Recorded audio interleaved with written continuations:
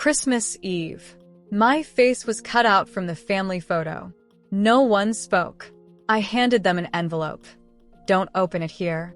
Having you here listening to me means a lot.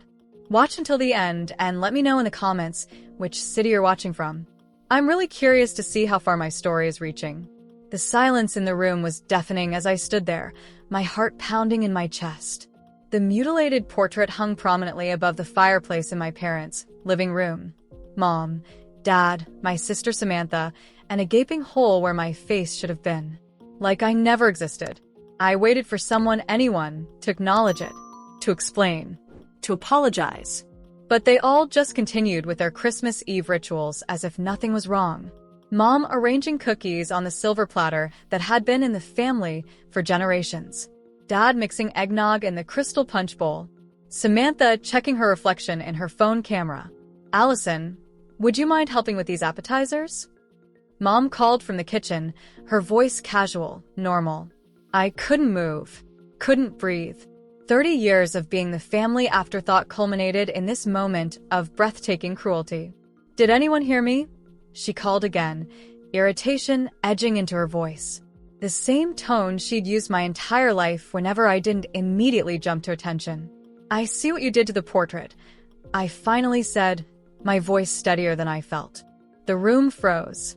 Dad's hand paused mid-stir. Samantha's eyes flicked up, then quickly back to her phone. Mom emerged from the kitchen, wiping her hands on the embroidered Christmas apron Samantha had given her last year. Oh, that, she said with a dismissive wave. The frame was damaged. We're getting it reframed after the holidays. The lie hung in the air between us. The frame was intact. The portrait pristine except for the hole where my face had been. Right, I said, my throat tight. Just the frame. Dad cleared his throat uncomfortably, but said nothing. Typical. In 30 years, he'd never once taken my side against Mom or Samantha. Anyway, Samantha piped up, wait till you see what Bradley got me. She flashed her left hand, a diamond the size of a small pebble catching the light. He proposed last night. And just like that, the moment was gone. Mom rushed to admire the ring. Dad clapped his hands together once, declaring we needed champagne for this occasion. No one looked at the portrait anymore. No one looked at me. I stood there, invisible in the home I grew up in, watching the family that never really saw me celebrate yet another milestone that would overshadow anything in my life. Samantha's engagement trumped my mutilated face in the family portrait. Of course it did. I remembered all the times I'd tried to share good news only to be interrupted by Samantha's latest accomplishment. My scholarship announcement overshadowed by Samantha making cheerleading captain. My graduate school acceptance buried under the excitement of Samantha's first television commercial. My promotion lost in the fanfare of Samantha's minor role in a Netflix series that got canceled after one season. Through it all, I'd stayed quiet. I'd played the role of supportive sister, dutiful daughter. I'd swallowed my pain and showed up to every family gathering with a smile. But something had changed in me 6 months ago. Something had awoken that couldn't be put back to sleep. I reached into my purse and pulled out the envelope I'd brought. The one that would change everything. I have something for all of you, I said quietly. No one heard me the first time. They were too busy discussing wedding venues. I have something for you, I repeated louder. Mom looked over, annoyance flashing across her face at the interruption. What is it, honey? Can it wait until after we toast Samantha's engagement? I stepped forward and placed the envelope on the coffee table. No, it can't wait. But don't open it here. Open it after I leave. You're leaving? Dad finally spoke directly to me. But it's Christmas Eve. We always spend Christmas Eve together. I looked again at the portrait, at the hole where my face should have been. Do we? For the first time that evening, unease crept into their expressions. Something in my voice, my stance, my eyes told them this wasn't the same Allison who had always accepted their dismissal with quiet resignation. What's in the envelope? Samantha asked, curiosity momentarily overriding her self-absorption. The truth, I said simply. And a choice. I turned to go, pausing at the doorway to look back at my family, The mother who always found me lacking, the father who never defended me, the sister who shined so bright I'd been left in perpetual shadow. "Merry Christmas," I said. "I hope you enjoy the gift of finally seeing me." As I walked out into the snowy night, I felt a curious lightness. For 30 years, I'd been disappearing bit by bit. Now that they'd literally cut me out of the family image, I was paradoxically more visible to myself than I'd ever been. The envelope would tell them what I'd been doing while they weren't looking, what I'd become while they were busy focusing on Samantha, the empire I'd built from the scraps of attention they'd thrown my way. They'd cut me out of their picture, not realizing I'd already created my own masterpiece. The drive back to my apartment was a blur of Christmas lights and memories. Every stoplight became a slideshow of moments when I'd been pushed aside for Samantha. I was 7 when I first noticed the difference. My straight-A report card was met with a distracted, "That's nice, honey," from Mom, who was busy filming Samantha's dance routine for a pageant. Dad had promised to come to my science fair, but canceled at the last minute because Samantha had a callback for a commercial. I won first place. No one was there to see it. By 13, I'd accepted my role as the family afterthought. I stopped sharing achievements, stopped seeking approval. I buried myself in books and ideas, building worlds in my mind where I mattered.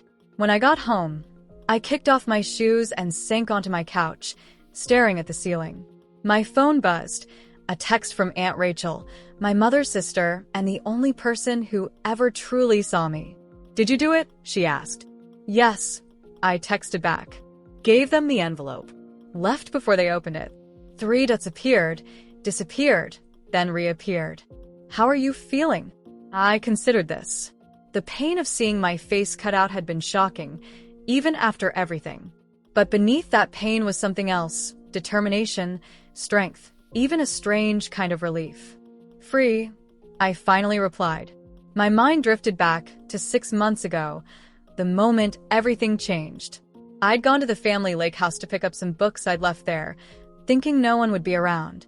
Instead, I overheard Samantha and Mom in heated conversation. "You have to tell them, Samantha," Mom had insisted. "The company's been in the family for 3 generations. Your father will be devastated." "It was one bad investment," Samantha had argued. "I can fix it before anyone notices." $2 million isn't one bad investment. It's embezzlement. I'd frozen in the hallway, unable to believe what I was hearing. Samantha had been made CFO of the family business 2 years earlier, despite having no financial background or business experience. I'd been working in finance for years, but when I'd subtly suggested I could help with the company, everyone had laughed. "Allison, honey," Dad had said, "this is serious business, not those little investment apps you play with." Those little investment apps had tripled my initial savings, allowing me to start my own investment firm. A fact I'd never shared with my family because, what was the point? They'd never been interested in my achievements. After overhearing Samantha's confession, I'd done some digging. The situation was far worse than Mom knew. Samantha hadn't just made one bad investment. She'd been systematically draining company funds for years to maintain her lavish lifestyle. The company was months away from complete collapse. I could have exposed her then. Should have, maybe. Instead, I'd formed a plan that was now in motion, detailed in the envelope I'd left. My phone rang, pulling me from my thoughts. Unknown number. I hesitated, then answered. "Is this Allison Carter?" A man's voice, unfamiliar. "Yes, who's asking?" "This is James Peterson from Peterson and Associates. I believe you left instructions for us to call you when the Carter family opened your documents." I sat up straight. "They opened the envelope already?" "About 10 minutes ago. Your father called our office immediately, despite the hour. He's quite insistent on speaking with you." "I bet he is," I thought. Did he follow the instructions in the letter? Yes. The electronic signature was processed through our system. All parties signed. I closed my eyes, relief washing over me. It was done. There was no going back now. "Thank you, Mr. Peterson. Please proceed as we discussed." After hanging up, I walked to my window, looking out at the snowy Manhattan skyline. My phone started buzzing incessantly. "Mom, Dad, Samantha, all calling one after another. I silenced it and placed it face down on the coffee table. They'd be in panic mode now, realizing what I'd known for months, that Samantha had driven the company to the brink of bankruptcy, that they were weeks away from losing everything, including the house they'd lived in for 30 years. And that I, the daughter they'd never taken seriously, had secretly become their only hope. The envelope contained documents showing I'd created a shell company to buy out Carter Industries' debt. I now effectively owned the company that had been in my father's family for generations. The company I'd never been good enough to help run. I'd also included an offer. I would save the company, restructure the debt, and keep them all employed under certain non-negotiable conditions. First, Samantha would be removed from all financial positions and undergo financial fraud counseling. Second, my parents would attend family therapy with me. Third, I would be named CEO with complete control over all business decisions. The letter had ended simply. You cut me out of the family portrait. Now you have a choice. Accept my terms and let me save what's left of this family and its business, or lose everything Samantha hasn't already squandered. Harsh? Perhaps. But 30 years of invisible scars demanded something dramatic to finally make them see me. My phone lit up with a text from Aunt Rachel. They're calling me, completely hysterical. Samantha's threatening legal action. I smiled grimly. She doesn't have a legal leg to stand on. I have documented evidence of her embezzlement. What happens now? Rachel asked.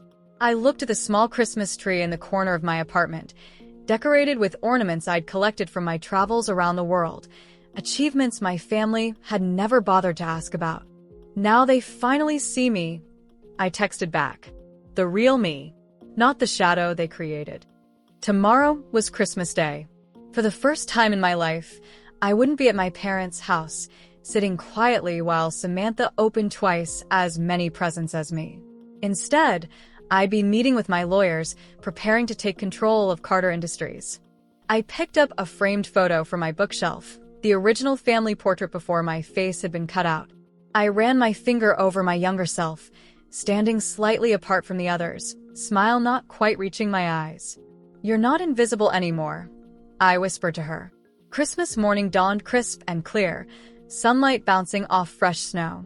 I sipped coffee in my home office, surrounded by the evidence of Samantha's financial crimes I'd carefully compiled over the past 6 months.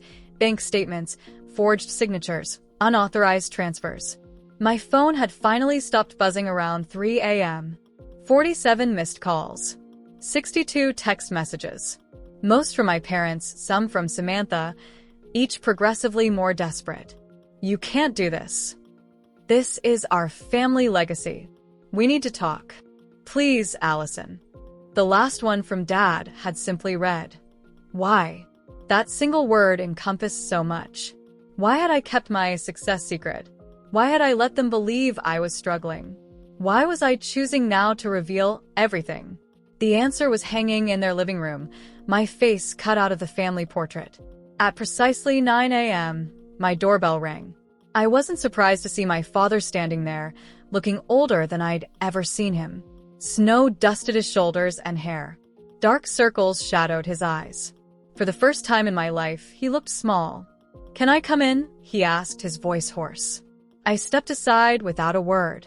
He entered slowly, taking in my apartment with widening eyes, the tasteful art, the expensive furniture, the floor-to-ceiling windows overlooking Central Park. Evidence of a success he'd never bothered to ask about. You've done well for yourself, he said quietly. Yes. He nodded, hands thrust deep in his coat pockets. Your mother couldn't come. She's not handling this well. I imagine not. He looked at me directly then, his expression a mix of confusion and something that might have been respect. When did you become this? He gestured vaguely around the apartment. I've always been this, Dad. You just never bothered to look. He flinched at that. Good. The documents you left. He began, then stopped, swallowing hard. Is it true? About Samantha? Every word. I have all the evidence. Bank records, forged documents, everything. She's been stealing from the company for years. Why didn't you tell us sooner? I laughed, a short, sharp sound without humor. Would you have believed me? Over golden child, Samantha. His silence was answer enough. That's what I thought, I said. Dad moved to my window, staring out at the snow-covered park. You own controlling interest in Carter Industries now. It wasn't a question. Yes. And the house. That too. Samantha used it as collateral for a personal loan 3 months ago. A loan she defaulted on. I bought the debt. He turned, shock written across his face. She put her house up for collateral? Without telling us. I nodded. You raised a daughter who believes she's entitled to everything she wants, regardless of who it hurts. Even you. Dad sank onto my sofa, head in his hands. And now you own everything. Now I own everything, I confirmed. The company, the house, even the lake property. It's all legally mine. Are you going to take it all away? Is this revenge? There it was. The assumption that I, like Samantha, would use power to hurt others.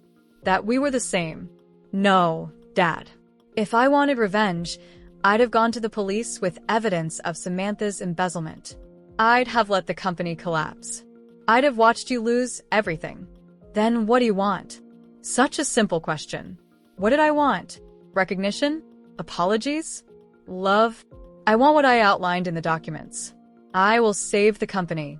I will restructure it. I will even let you all keep your positions, with some adjustments. But I will be in control, and we will address the family dynamics that led us here. He looked up, eyes red-rimmed. The family therapy requirement. Non-negotiable. Dad nodded slowly, defeat etched in the slump of his shoulders. And Samantha? The documents said she needs to enter financial counseling, that she'll have no access to company accounts. Also non-negotiable. She committed crimes, Dad. Serious ones. I'm offering her a way to avoid prison. He was silent for a long moment. You've thought of everything. I've had 30 years to think about it. Dad reached into his pocket and pulled out his phone. Your mother wants to talk to you. Will you speak with her? I hesitated, then held out my hand for the phone. Mom's voice came through, thick with tears. Allison, how could you do this to us? On Christmas? No, hello. No, I'm sorry we cut you out of the family portrait. Just accusations. Typical. I didn't do anything to you, Mom. Samantha did. I'm trying to fix it. By taking over? By forcing us into therapy? By humiliating your sister? I closed my eyes, fighting for control. The portrait, Mom. Let's talk about the portrait. Silence on the other end. Why was my face cut out? It was just a stupid argument with Samantha. She was upset that you wouldn't loan her money for her new business venture. It was childish, I know, but stop, I interrupted. Just stop. For once in your life, tell me the truth. The silence stretched for several seconds. She said you weren't really part of the family anymore. That you'd abandoned us by moving to New York, by not coming home enough. Your father and we didn't agree, but you didn't stop her, I finished. You never do. Allison, I'll see you on January 2nd at the first therapy session. The details are in the documents. Until then, I suggest you all start coming to terms with the new reality. I handed the phone back to my father without waiting for her response. Dad stood, looking lost in my sleek, modern apartment. What happens now? Now you go home. You tell Samantha and Mom the terms. You decide if you want to keep what's left of this family together or if you prefer to lose everything. He nodded, moving toward the door. For what it's worth, I am proud of you, Allison. What you've built. Don't. I cut him off. Don't pretend you've always been proud. We both know that's not true. He paused, hand on the doorknob. You're right. I wasn't, but I am now. As the door closed behind him, I realized his words didn't fill the hole inside me the way I once thought they would. Perhaps because I no longer needed his pride to validate my worth. I already knew what I was worth. And soon, they all would too. January 2nd arrived with a snowstorm that blanketed the city in white. I arrived at Dr. Eleanor Freeman's office 15 minutes early, settling into the waiting room with forced calm. This would be the first time I'd see my entire family since Christmas Eve, since the portrait, since the revelation. My phone buzzed with a text from James Peterson. Everything's in place for the board meeting tomorrow. The transition plan is ready. I texted back a brief acknowledgement, then turned off my phone. For the next 2 hours, I needed to focus on the other transition from the family we had been to whatever we might become. The door opened, and my parents walked in together, both looking uncomfortable in this setting. Mom's eyes were puffy, her usual perfect makeup subdued. Dad looked like he hadn't slept well in days. They sat across from me, without speaking. Samantha arrived last, 5 minutes late, her entrance dramatic as always. She'd lost weight in the week since Christmas, her cheekbones more pronounced, her designer clothes hanging slightly loose. Her eyes met mine with naked hostility. "Shall we?" Dr. Freeman said, gesturing to her office. The session began with Dr. Freeman establishing ground rules. No interrupting. No personal attacks. Each person would have time to speak without commentary from others. "I understand there's been a significant shift in your family dynamics, Dr. Freeman said. Would someone like to start by explaining what's brought you here today?" Silence settled heavily. I waited, letting them squirm. Finally, Dad cleared his throat. "My daughter Samantha made some financial decisions that put our family business in jeopardy. Allison, our other daughter, discovered this and intervened." "Intervened," Samantha scoffed. "She stole the company out from under us." "Samantha, Dr. Freeman said gently, you'll have your turn to speak. For now, let's hear from your father." Dad continued, outlining in clinical terms how Carter Industries had nearly collapsed, how Samantha had embezzled funds, how I had acquired controlling interest and made family therapy a condition of my assistance. What he didn't mention was the portrait, the years of favoritism, the emotional toll of always being the less loved daughter. When it was Mom's turn, she spoke mainly of her shock, her disappointment in both daughters, Samantha for her financial crimes, me for my secretive behavior. "I just don't understand why Allison didn't come to us when she first suspected something was wrong," she said, dabbing at her eyes. "We could have handled this privately, as a family." Dr. Freeman turned to me. "Allison? Would you like to respond to that?" I took a deep breath.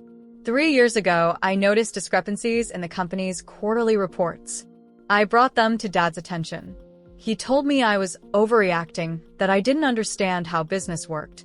Last year, when the company mysteriously canceled the employee pension plan, I raised concerns again. Mom said I was just jealous of Samantha's position in the company. Mom shook her head. "That's not. Please, Mrs. Carter, Dr.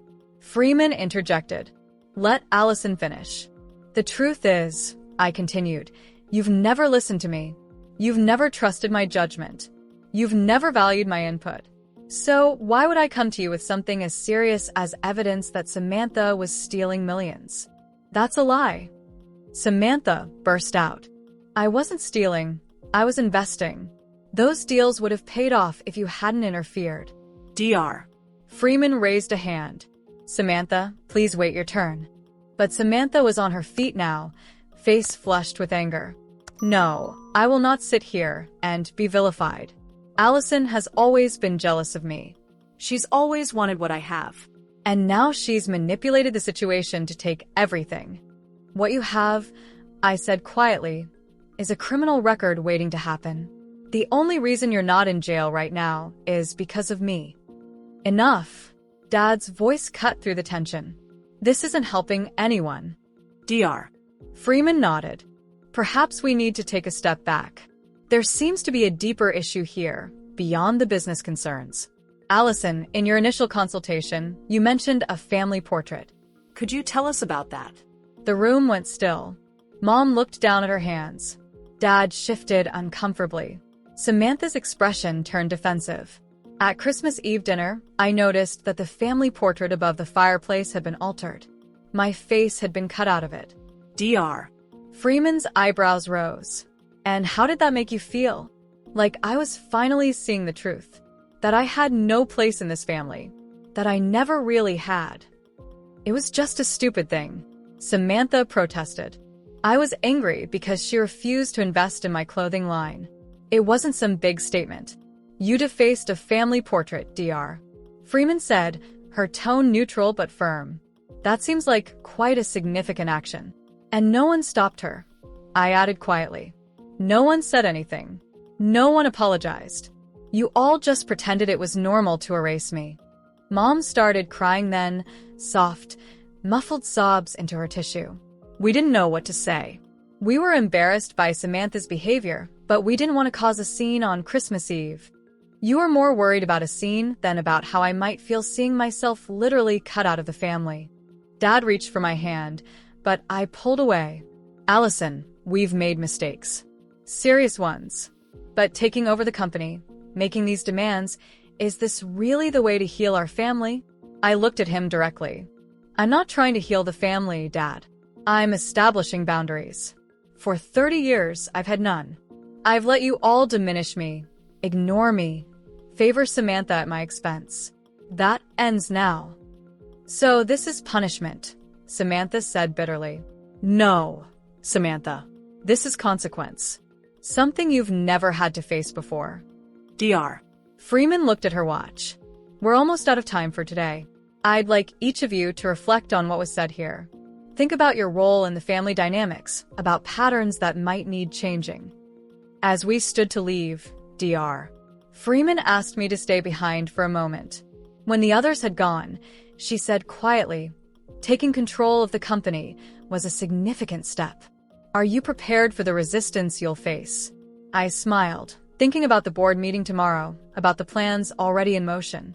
I've spent my entire life preparing for it, Dr. Freeman.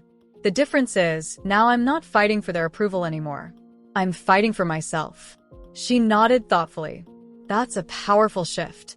Just remember, true healing isn't about winning or losing.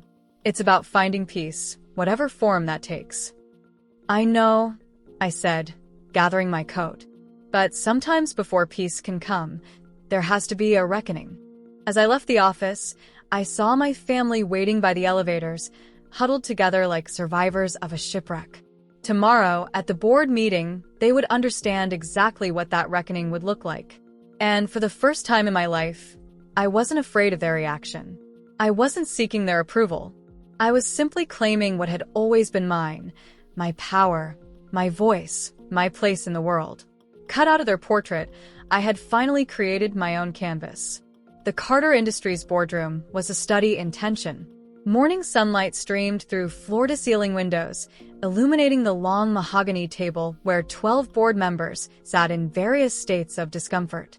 My family occupied one end, Dad in his usual seat, Mom beside him, Samantha sulking in the corner chair. I sat at the head of the table, a position that had been my father's for 20 years. James Peterson stood beside me, distributing folders to each board member. Inside, you'll find the comprehensive restructuring plan for Carter Industries, along with documentation of the company's financial situation over the past 5 years. I watched the board members' faces as they reviewed the contents, confusion giving way to shock, then anger. The financial mismanagement was laid bare in black and white, impossible to deny. As you can see, I continued, the company has been systematically looted from within. Without intervention, Carter Industries would have declared bankruptcy within 3 months.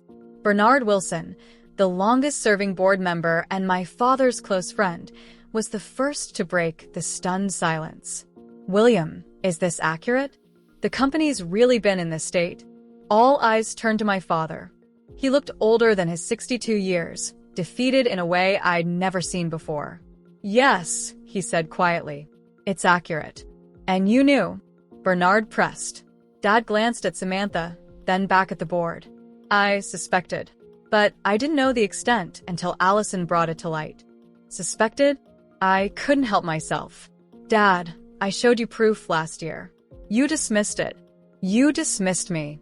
The board members shifted uncomfortably, exchanging glances. Who's responsible? Demanded Janet Chin, head of the audit committee. I opened my folder and removed a stack of documents. I've provided comprehensive evidence that Samantha Carter diverted approximately $2.7 million from company funds over a 3-year period. The documentation includes bank transfers, forged authorizations, and falsified reports. Samantha shot to her feet. This is a witch hunt. Allison has manipulated these figures to make herself look like the savior. She's trying to steal the company. Sit down, Samantha, Dad said, his voice weary but firm. Remarkably, she did. The facts are indisputable, James added. We've had 3 independent forensic accountants verify everything. Mom dabbed at her eyes with a tissue. Surely there's some explanation, some misunderstanding. There isn't, Mrs. Carter. Janet Chin interrupted. These numbers don't lie. Someone has been systematically draining this company, and the evidence points directly to your daughter. Samantha's face crumpled. For a moment, I almost felt sorry for her. Almost. The question now, I said, is how we move forward. You've all reviewed my restructuring plan. It's aggressive but necessary if we want to save Carter Industries. Bernard leaned forward. And you're proposing that you take over as CEO? That's correct. I've outlined my qualifications in Section 3. I've spent the last 8 years in investment banking and venture capital. My own firm has shown consistent growth even during market downturns. I have the experience and expertise to turn Carter Industries around. And your father? Bernard asked, glancing at Dad. Will transition to Chairman Emeritus, an advisory position with no operational authority. A murmur ran through the room. Dad stared down at the table, jaw clenched. And Samantha? Janet asked. Will be removed from all positions within the company, effective immediately. As part of the agreement I've already reached with my family, she will not face criminal charges for her actions, provided she completes financial counseling and makes no attempt to interfere with company operations. Samantha made a choked sound but said nothing. The vote was not unanimous, but it was decisive. By a margin of 9-3, the board approved my restructuring plan and my appointment as CEO. The dissenters were all my father's old golf buddies, their loyalty to him stronger than their business sense. As the meeting adjourned, board members filed out quietly, many avoiding eye contact with my family. When the door closed behind the last one, we sat in silence, the 4 of us alone in the large boardroom. Well, Mom finally said, her voice brittle. I hope you're satisfied, Allison. This isn't about satisfaction, Mom. It's about saving the company. By humiliating us? Samantha spat. By airing our dirty laundry to the entire board? Would you prefer I'd gone to the police? I asked calmly. Because that was the alternative. Dad looked up then, his expression unreadable. You've won, Allison. You have the company. You have the house. You have everything. What more do you want from us? The question hung in the air between us. What did I want? I had the company. I had control. I had finally forced them to see me, to acknowledge me. But there was still an emptiness that none of it filled. I want you to understand what you did, I said finally. Not just the financial crimes or the mismanagement. I want you to understand what you did to me. How you made me feel invisible. How you always put Samantha first. How you cut me out literally and figuratively from this family. We never meant, Mom began. It doesn't matter what you meant, I interrupted. It matters what you did. Year after year, choice after choice. Samantha stood abruptly. I can't listen to this self-pitying crap anymore. You got what you wanted, Allison. You finally one-upped me. Congratulations. She stormed out, slamming the door behind her. Mom looked torn, her eyes darting between me and the door. Predictably, she chose Samantha, hurrying after her without another word to me. Dad and I sat in silence for a long moment. I knew, he said quietly, about the embezzlement, about all of it. I couldn't face it, couldn't admit that my golden child, my Samantha, would do something like that. So, you let her continue. You let her nearly destroy the company our great-grandfather built. He nodded, shame etched in every line of his face. And I shut you out when you tried to warn me. I've been doing that your whole life, haven't I? Shutting you out. Choosing her. For the first time, he was seeing clearly. But his recognition came too late to heal the wounds of 30 years. I need to ask you something, I said. The portrait. Was cutting me out Samantha's idea, Or yours? He flinched visibly. Samantha did it during one of her tantrums. But I didn't stop her. I didn't fix it. I'm sorry, Allison. I know you are, Dad. I stood, gathering my papers. Be at Dr. Freeman's office on Thursday. We have a lot more work to do. As I walked out of the boardroom, my boardroom now, I felt no triumph, no vindication. Only a quiet certainty that I was finally steering my own course, no longer defined by their perception of me. The family portrait had shown their truth. Now it was time to create my own. 1 year later, snow fell gently outside the windows of my apartment as I put the finishing touches on the dining table. The smell of roasting turkey and cinnamon-spiced apple pie filled the air. Aunt Rachel arranged a centerpiece of white roses and evergreen branches, humming softly to herself.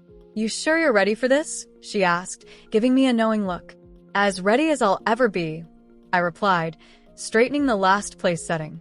A year had passed since the Christmas Eve when I discovered my face cut out of the family portrait. A year of therapy sessions, difficult conversations, boundaries established and tested. A year of rebuilding, both Carter Industries and whatever remained of our family. The doorbell rang. I took a deep breath and went to answer it.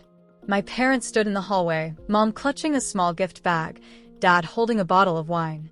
They looked different somehow, less imposing than I remembered. Mom had let her hair go naturally gray, abandoning the blonde highlights she'd maintained for decades. Dad had lost weight, his formerly robust frame now leaner, more subdued. "Merry Christmas," I said, stepping aside to let them in. "The place looks beautiful, Allison," Mom said, her eyes taking in the tasteful decorations, the elegant tree in the corner. "Thank you. Dinner's almost ready." There was an awkwardness between us, but not the tension of before. The raw edges had been smoothed through months of therapy, of learning to communicate honestly for perhaps the first time. Dad handed me the wine. "From that vineyard in Sonoma you mentioned liking. A small thing but significant."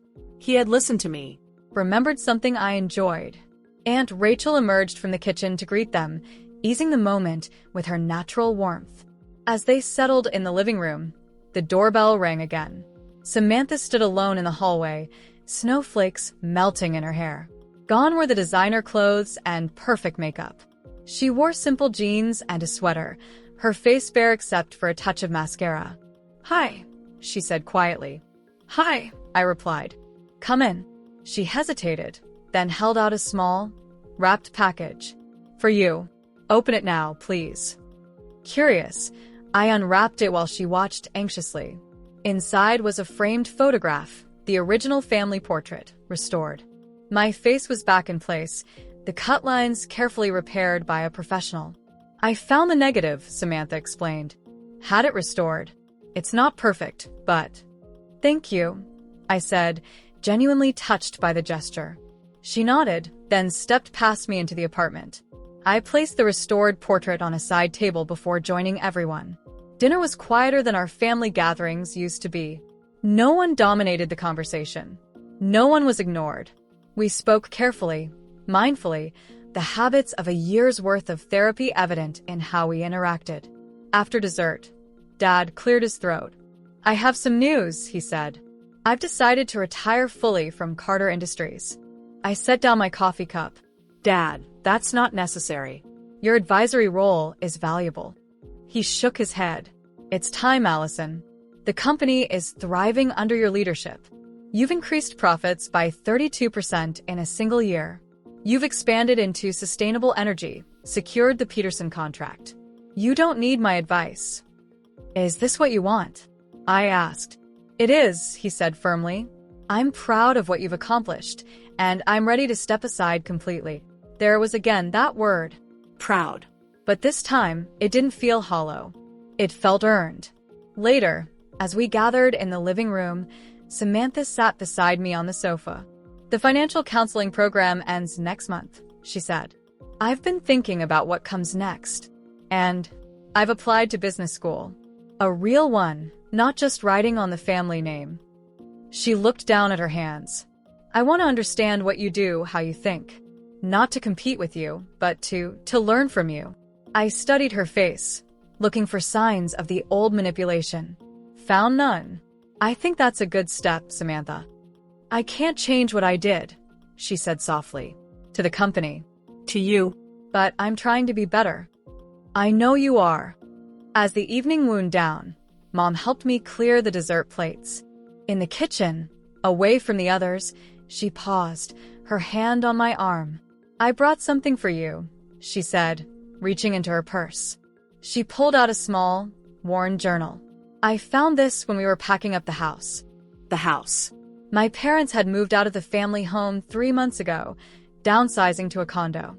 They could have stayed, I'd offered, but they'd chosen to leave, to start fresh somewhere without the weight of history. I opened the journal, recognizing my adolescent handwriting.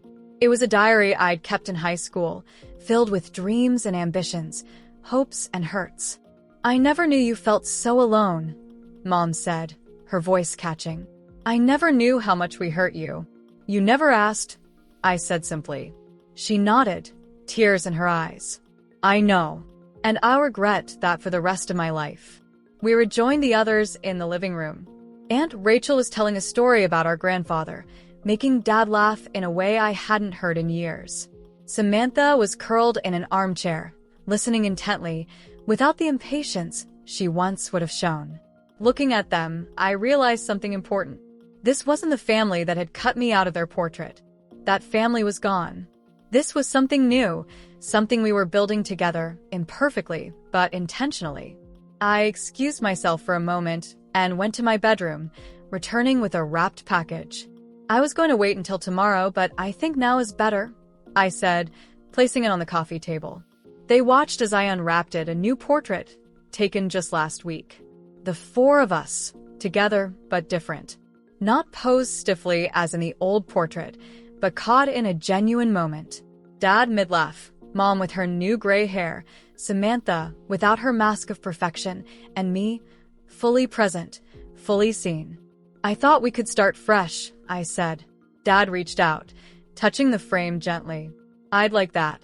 As they prepared to leave, snow still falling softly outside, I found myself standing alone with Samantha by the door. Do you think we'll ever be okay? She asked. Really okay? I've considered this. I don't think we'll ever be what we were. But maybe that's good. What we were wasn't healthy. And what are we now? A work in progress, I said honestly. She nodded, accepting this. Thank you, she said, for not sending me to jail. For giving me a chance to be better. Everyone deserves that chance. After they'd gone, Aunt Rachel helped me with the last of the cleanup. You did well tonight, she said, squeezing my shoulder. How do you feel? I thought about it, trying to identify the emotions settling in my chest. Not triumph. Not vindication. Something quieter, more sustainable. At peace, I said finally. I feel at peace. Later, alone in my apartment, I placed the restored old portrait and the new one side by side on my mantle. They told the story of our family, what was lost, what was found, what was rebuilt from the ashes. I'd spent so long fighting to be seen by them that I'd nearly lost sight of myself. But somewhere in the past year, between the boardroom battles and the therapy sessions, between setting boundaries and allowing tentative reconciliation, I'd found something more valuable than their recognition. I'd found my own voice, my own path. I'd learned that sometimes the family you're born into isn't the family you end up with. Sometimes you have to break everything down to build something better. I traced my finger over my face in the old portrait, the careful restoration work visible only if you knew exactly where to look. The scar would always be there, a reminder of what had happened. But scars fade with time. They become part of you, not all of you. Outside, snow continued to fall, covering the city in a clean, white blanket. Tomorrow would be Christmas Day. A new tradition in a new place. A fresh start. A blank canvas. A portrait yet to be painted.